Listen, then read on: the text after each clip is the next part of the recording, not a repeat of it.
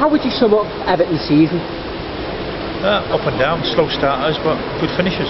I think they've had a really successful season if you look at it as a whole. And I think the only difference in the season is that they haven't scored enough goals. They scored more goals, I think they'd be higher up in the league.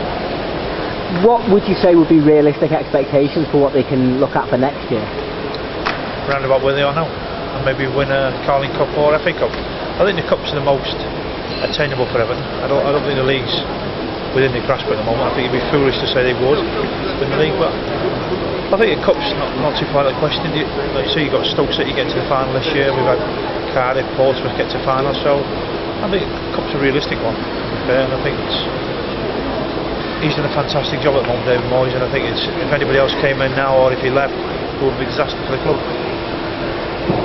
The fella in there who wears your old shirt, Tim Howard, has built quite a reputation for himself at Goodison over the last couple of years. How would you sum up how well you've done?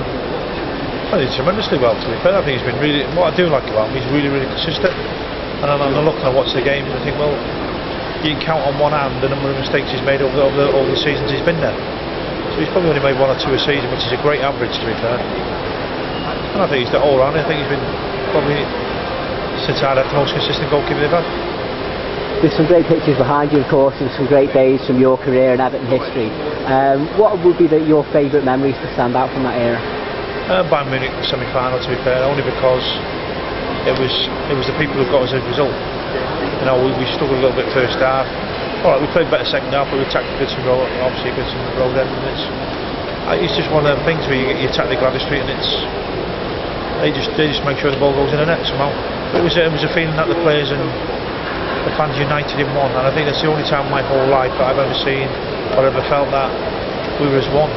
You always get the feeling that they're right behind you, but that night was as if they were all playing as well. It's a unique effect, really feeling that I've had that one time. I've never experienced it since, never experienced it before, so for me it was what Everton Football Club's about. It was that just one night where everybody needs to pull together, and they did, and it's just a unique occasion for me. An old teammate of yours, Gary Speed, is currently in charge at Wales. How big a task does he have on his hands?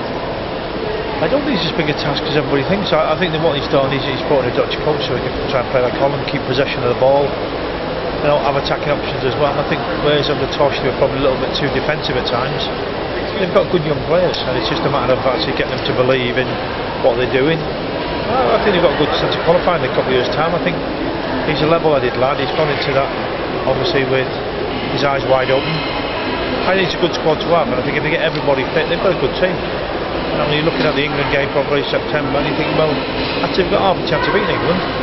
You know, England can be at times slow starters. I think if Wales can come out and do well against them, I think we've got half a chance of actually doing well.